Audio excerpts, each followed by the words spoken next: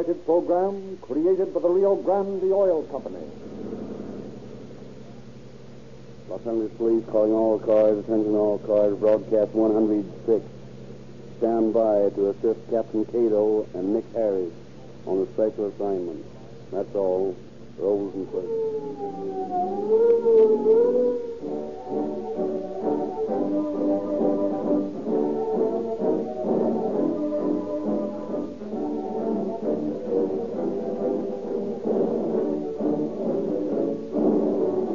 Rio Grande declares war on bootleg gasoline.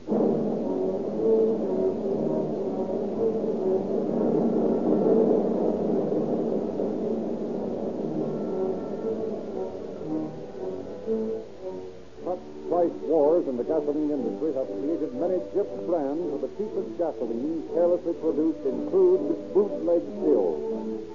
Low prices attract many motorists who don't realize the damage done to their motors by such carbon-laden mixtures. Because Rio Grande's sensational patented cracking process has made cracked gasoline a leader among the quality gasoline, Rio Grande assumes leadership in the oil industry's war on poor quality gasoline. Rio Grande refinery experts have perfected an entirely new gasoline to sell at a lower price, yet it is guaranteed to exceed United States government standards and specifications for safe motor fuel. And because Rio Grande cracked gasoline is famous for its use in more police cars, fire engines, and other emergency equipment than any other brand, we decided to name our new gasoline after the famous G-men who came to the aid of the police to stop bootlegging. We asked those of you who use low-priced gasoline to try Rio Grande G-Gas. Make no mistake, this new G-Gas is not cracked. Rio Grande cracked gasoline, for very little more per gallon, gives you 100% efficiency, police car performance, tetraethyl, and much greater value. But if your budget won't stand the extra pennies for superlative performance, then be a G-man. Get the finest gasoline made in the low-price field, Rio Grande G-Gas. The low-price gasoline that's guaranteed to exceed government specifications.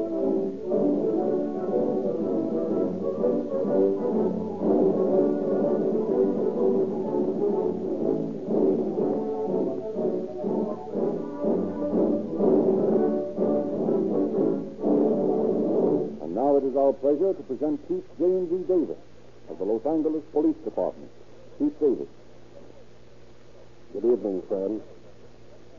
You have heard me emphasize many times on these broadcasts the necessity for closer cooperation between various law enforcement agencies of the nation, states, counties, and municipalities. Very often, representatives of several or all of these forces meet in the investigation of a major crime. And unfortunately, more often than not, there is friction where there should be the smoothest cooperation. I have here in the studio with me tonight a man who, I am happy to say, has always worked with the closest kind of cooperation with my force. I consider him not only a close friend, but a very valuable auxiliary.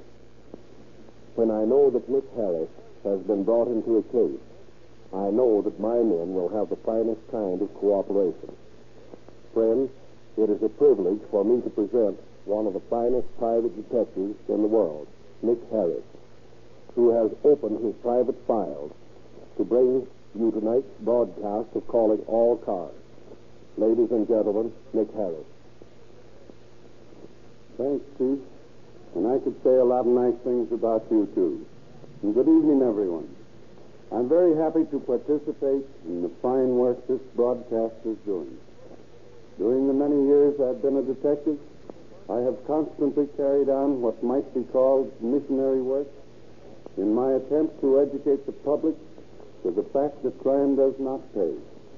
For this reason, I have watched with interest the splendid work Calling All Cars has been doing for the past 2 years along these same lines. I was more than pleased to cooperate when I was asked if I had some material we might use for these broadcasts. story we selected to dramatize tonight is a strange one. The sort of a story you might expect from the pen of an Edgar Allan Poe or a Conan Doyle. Yet it all happened, just as you will hear. Had the mastermind of this criminal been employed upon a more legitimate enterprise, he might have made himself many times the fortune he hoped to gain by his illegal activities. But criminals are funny that way. They never seem to learn that apparently the easy way of the lawbreaker is inevitably the hardest way. We, who every day see the fallacy of the criminal's psychology, can only hope that through our educational activities, those who may be contemplating a crime may be deterred before it's too late by the realization of the idiocy of breaking the law. Our story begins on an August morning, several years ago, when I received a telephone call from Wesley Barr, city editor of the Los Angeles Evening Herald. Wes was somewhat excited. He told me he had a mystery for me to solve and asked me to hurry over to the city room. 15 minutes after he called me, I was standing beside his desk. Well, Wes, what's on your mind? This note came in this morning's mail. What's it say? Listen, it's addressed to the city editor, and it reads, if you will go to the Westlake district, you will find a man named Gavreau. When you find him, you will have the mastermind burglar. I am writing this to save some mother's innocent son. And it's signed a friend of humanity. What do you think about it? Maybe it's a publicity stunt some Hollywood press agent is pulling, and maybe it's on the up and up. Well, I've got a hunch it's on the level. Well, if it's a publicity gag, I don't want to be the goat. And if it's legitimate, it's a matter for the police. So I thought I'd better send you out and get the lowdown. Okay, Wes. Only listen. If it turns out to be the real McCoy, you're giving me a scoop on it. Don't worry, Wes. You'll get it. Exclusive. So Nick Harris details a couple of men to investigate the hotels and apartment houses in the Westlake district for a man named Gavreau. The officers play in luck, for at the fifth place visited, they locate their man. An hour later, they are reporting to their chief. We found a fellow by the name of Gavreau, registered the El Capitan Apartments in West 6. First name is George. What'd you find out about him? Well, not much, but enough to sound suspicious. Yeah, the manager of the El Capitan says he's a queer one. What do you mean by that? Well, he comes in, goes out at strange times. Nobody knows anything about him. He keeps to himself all the time. Well, sounds worth following up. You two boys go out there and shadow that bird. Find out where he spends his time and why. Okay, Chief. Watching their man whenever he leaves his apartment, the shadows soon discover that he makes daily visits to a trunk factory on Main Street. They interview the manager of the establishment. Yes, gentlemen, what can I do for you? You know a man by the name of Gavreau? George Gavreau? Yes, indeed. He's a customer of mine. What do you know about him? Oh, nothing much. Why do you ask? We're officers doing a little job of investigation. We want to find out something about the man. We'd appreciate your help. Well, of course, I'm always glad to help the law. Well, all right, then. What do you know about Gavreau? Well, as I said, I really don't know very much. I'm making a trunk for him. You know why? I think the guy is a nut. What do you mean? Well, he wants a trunk that's padded inside and has a small seat in it. What? Yes, and it's to have a false top that can be opened from the inside after the trunk has been locked. Now, what the devil's all that for? He says he's going to do a Houdini act on the stage. I tell you, I think he's daffy.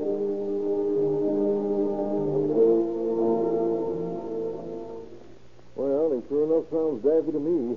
But don't forget that note that branded him as a mastermind burglar. I'm beginning to like the looks of this case. But it doesn't make any sense, Chief. That's why I'm beginning to like it. I think maybe there is something here. When they start making no sense, you're just around the corner from the answer. Now, you boys go on out that guy's tail and don't lose sight of him, day or night. You may be surprised what they find out about him.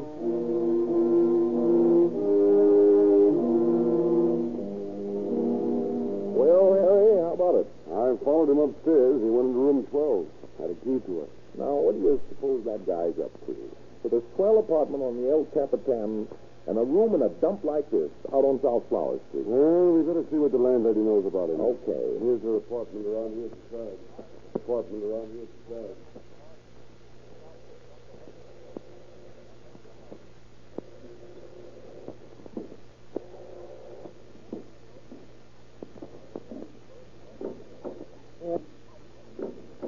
Yes?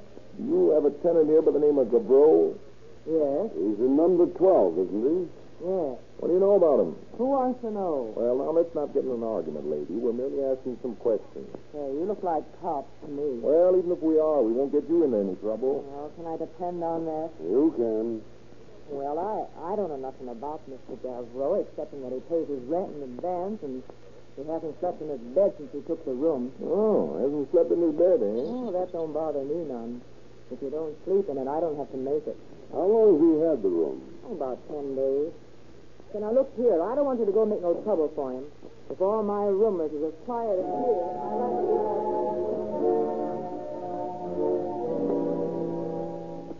Well, looks to me, boys, as though that Flower Street spot is our friend's hideout and center of operations. I'm beginning to agree with you, Chief. It makes so little sense, there must be something to it. Well, we'll find out soon enough. Go back there, rent the room next to his, install a dictograph in it, and stake out on him. I'll put another man on the outside to shadow him whenever he leaves the place. Okay, Chief.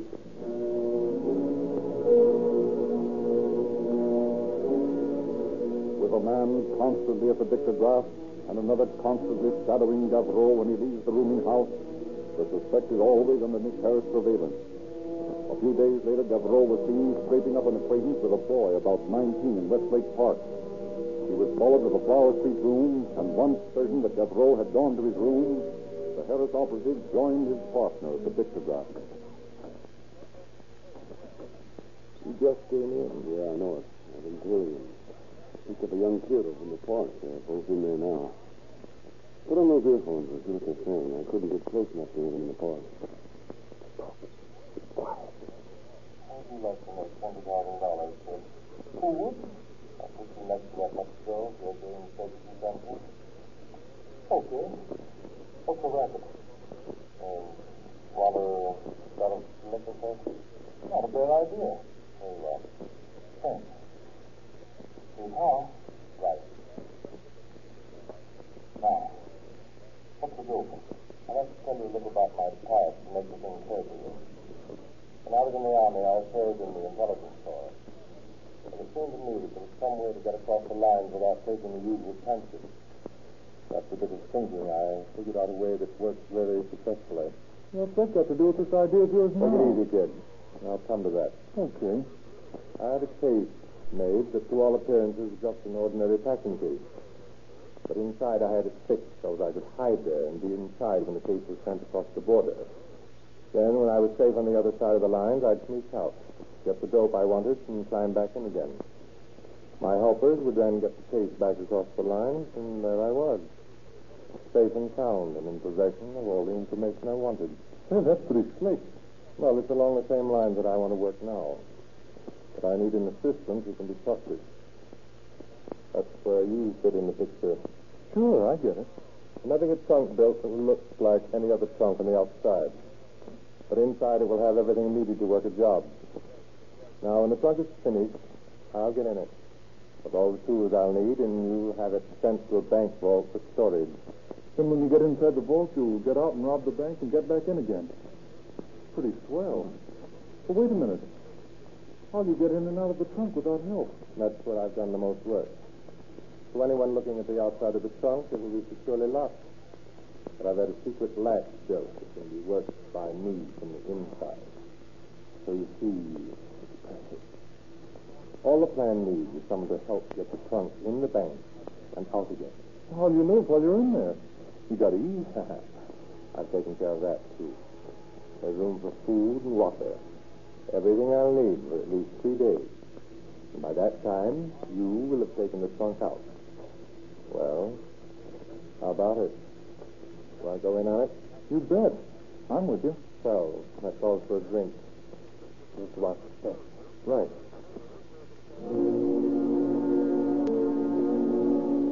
Realizing that they have stumbled onto something big, The two operatives report their findings to Nick Harris, expecting to get the order to make an arrest once. But Harris, knowing that if he arrests Gavrot at this point, he will have no case. No overt act having been committed. Orders the two men to return to the photograph plant and await the development. This they do, and 3 days later, their patience rewarded. We overhear the following conversation.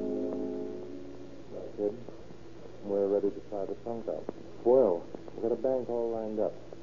Tomorrow I want you to make arrangements to have the trunk placed in the vault next Friday. That'll give us 2 days. Then I want you to get the trunk out of there on the pretense that you decided to go away and you're taking the trunk with you. Do you understand that? Yeah, I got it. The time I'm sealed up in there until I get out again, it's all up to you. You think you can handle it? Yeah, I'm sure of it. Good. Now, it's out to mean you go and see the people at the bank. Tell them that you have valuables worth a lot of money in this trunk. Then, when that's done, there's nothing left for you.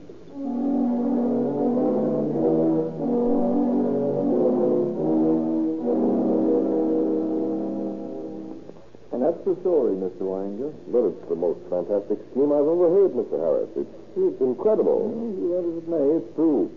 Now, I want to ask your cooperation in this matter. I want you to let the boy have the trunk moved into your vault. But, Mr. Harris, you realize the chance I take by doing that? Suppose something goes wrong and this plan of theirs works. Why, the bank has valuables stored in those vaults worth hundreds of thousands of dollars. I assure you that nothing will go wrong, Mr. Wanger. I'll have men posted here in the bank. I'll be here myself. There isn't a possible chance of anything happening to your valuables. You realize that if news of this thing leaked out to my depositors, I'd be ruined. No one would leave their belongings in the bank where such things happen. You feel all right about this, Mr. Harris. Naturally, I understand your feelings. But I can't see how you fail to realize the importance of this thing. I want to catch the criminal red-handed. This way I can. Well, there's something I don't think you know about our vault, Mr. Harris. Every night, in order to protect the furs and things down there, we spray a chemical solution into the vault that is powerful enough to kill a man. If this criminal ever does get in, he won't be alive in the morning. It puts a different light on things, doesn't it? Well, if you want your man alive, it does. All right. I'll tell you what. If you'll allow the trunk to be put in there, I'll make an arrest before you close the vault. How's that? Well, I suppose that would be all right. That way, there'll be no danger of anything happening to your deposits, and I'll still have my man and a case against you. Will you agree to that? All right, Mr. Harris, I will. Good. All you have to do is to act as though you suspected nothing. I'll take care of the rest.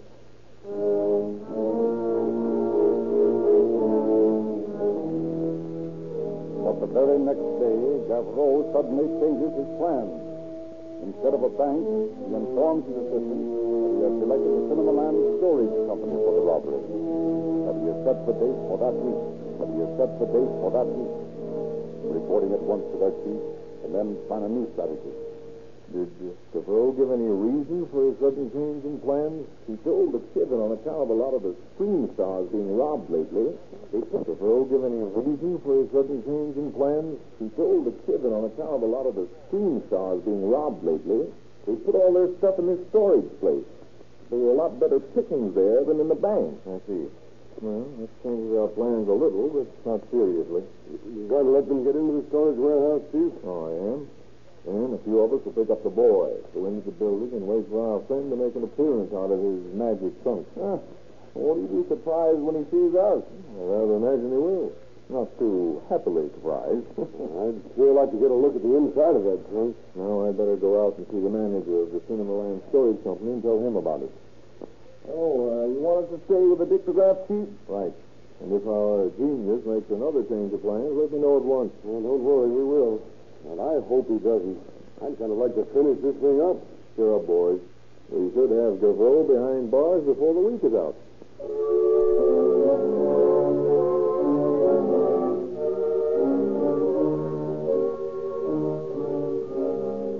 It's unbelievable, that's what it is. Like a storybook. Not quite as harmless as a storybook, but certainly a strange scheme. What is it you want me to do? Well, I'm not just sure of what day they'll bring the trunk in, but I'll have men stationed outside watching your place all the time. All you have to do is to act as though everything was all right. Have the trunk moved into the warehouse, and let my men take care of the rest. And you're sure there won't be any slip-up? Absolutely. You needn't have a single fear. Well, all right. But I wish they'd pick someplace else instead of here. Gives a fellow the creeps knowing that bandits are around.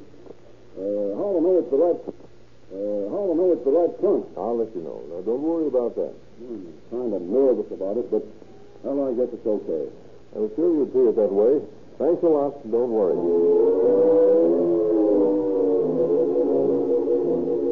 Thus, the plans are carefully laid. An inescapable net is thrown around the Cinema Land storage building. A dozen terrorist operatives are placed at strategic spots in the neighborhood. From the second story of a small building across the street, 2 men watch night and day. From the cab of a milk wagon parked down the street, 2 more men seemingly intent on loading and unloading crates of milk. Keep an alert eye on all passers-by. Meanwhile, in the office of Nick Harris. Nick, if you let this story leak out to a rival journal, I'll nail your skin to a fence. Don't forget that you promised me a scoop on it. I'm not forgetting, Wes. I can't give you anything more than I already have until they make a move. When they do, you're in on it. Yes? Detective Klein and Pickle here to see you, please. Oh, all right, send them in. Yes, sir. What's up? Nothing will do your rag any good, you old news host.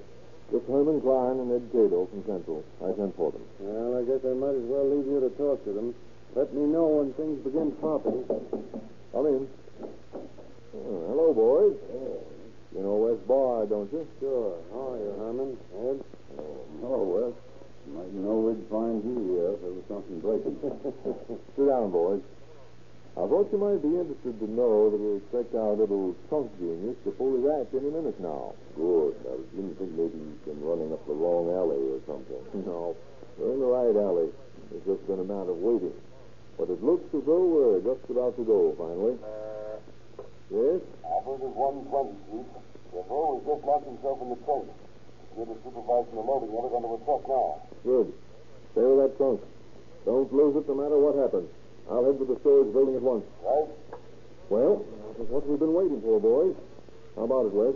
You still leaving, or do you want to go along? What a question to ask me. Come on.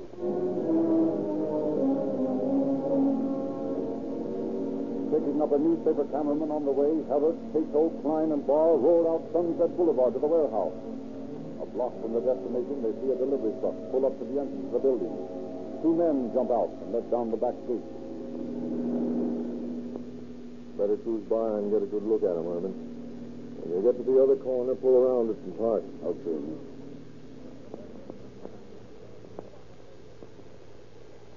Okay, Herman. Bring around here and stop. Barr, you and I had better cut across this lot. Herman, you and Cato walk up the other side of the street. We'll let him get the trunk inside and pick up the kid. The other side. Herman, you and Cato walk up the other side of the street. We'll let him get the trunk inside and pick up the kid. Okay, Nick. Come on, Ed. The kid. Okay, Nick. Come on, Ed. Come on, Ed. Okay, Nick. Come on, Ed.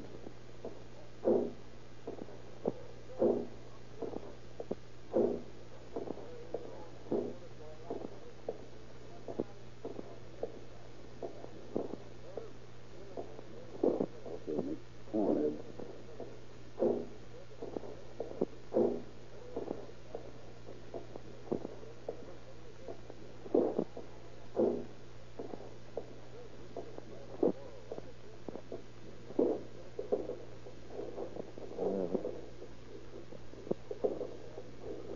I hope the kid doesn't get wise and take it on the lam. So far, he doesn't seem to have...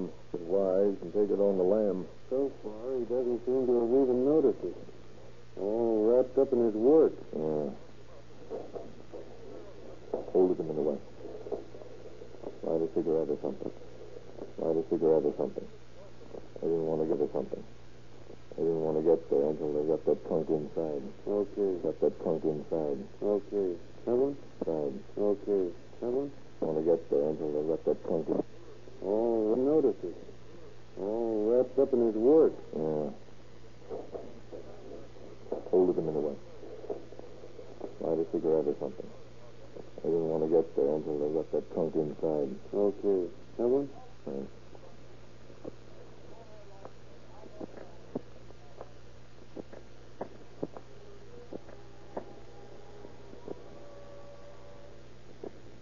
All right. Let's go. They're inside. Let's go. They're inside. They're inside.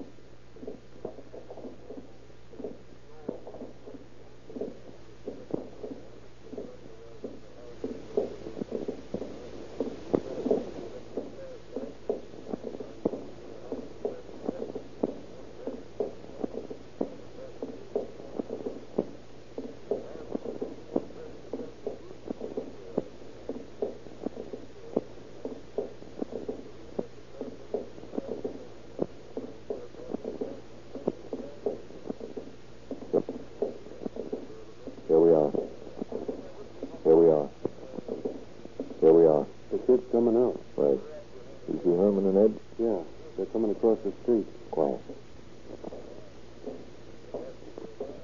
Pardon me, buddy. What's your name? Huh? What's that? What's your name? Ed Silver. What's in that trunk? What's it to you? Maybe look at that. A bag. That's right. Now, how about it? What's in that trunk? Why, some clothes. Look here, Silver. This isn't going to do you any good. You told the people in that warehouse you had ore samples in that trunk, didn't you? Well, yes, I guess I did. Now it's, Yes, I guess I did. now it's closed, eh, kid? I don't know. Closed, eh, kid? I don't know. How long are you going to leave George in that trunk, Silver? Why, I knew something would happen. I knew something would happen. All right, kid. We know all about it. You go up and see George? Well, I guess I wasn't cut out to be a successful burglar.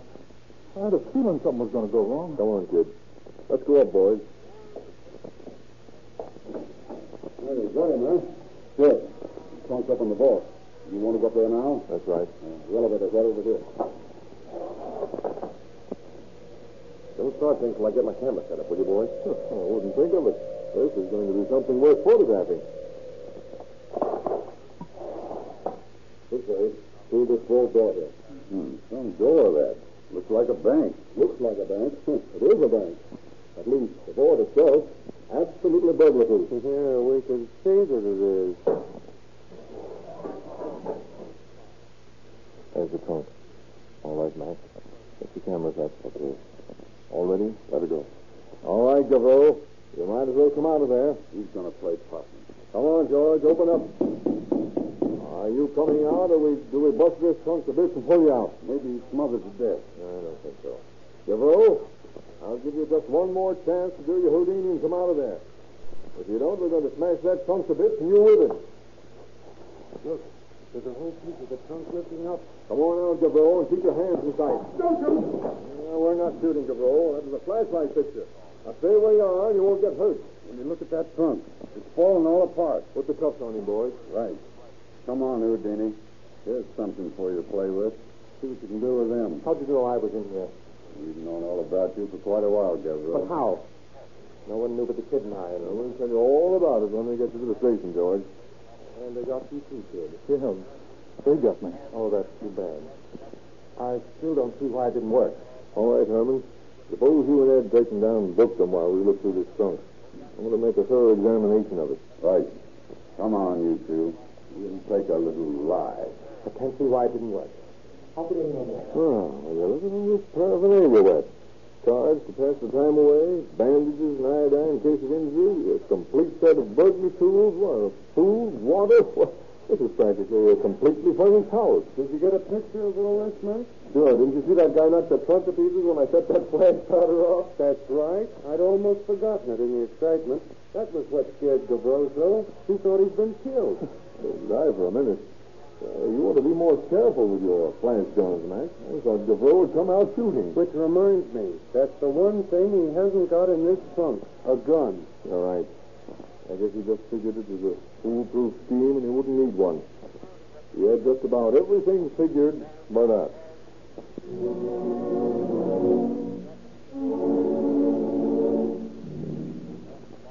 Gavrot and the boy are held on charges of attempted burglary. When the day arrives for the trial, The case of George Gavrot and Ed Silver versus the state. By the defendant's present. Gavrot is here, Your Honor, but I don't see the other defendant, Mr. Silver. Perhaps Mr. Harris knows. He was supposed to be here, Your Honor. If the court pleases to take a short recess, I'll go over to the jail and see what's detaining him. We will take a short recess.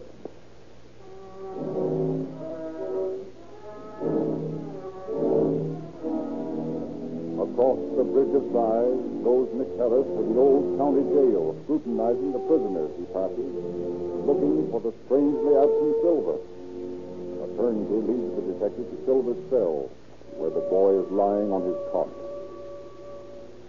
Silver. Silver. Get up. He was supposed to be in court a half hour ago. Better open the cell, turnkey. Looks like he's trying to pull a fast one. Yes.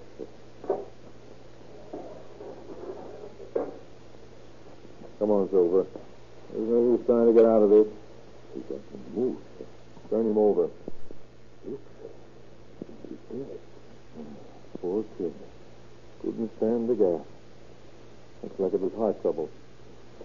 Well, he's better off this way, I guess.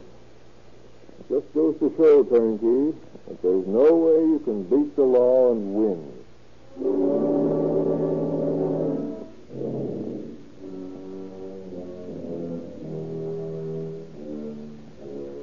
So Ed Silver beat the rap by the surest way, death. Javro, so-called mastermind burglar, was sentenced to the maximum term prescribed by law for the crime of attempted burglary, and after serving his sentence was deported from this country as an undesirable alien. And so ends the story of one of the most ingenious plots I have ever run into. Had it not been for that mysterious letter, Gavro might have been able to carry out his scheme and even now be living off the thousands of dollars of loot. But, fortunately for a great many people, such was not the case. And as the result of our discovery, trunks left in storage are thoroughly inspected before being allowed to be placed in warehouse or bank vault. Thus, my advice to anyone who might wish to try this scheme is, it might have worked once, but it won't work now. You can't commit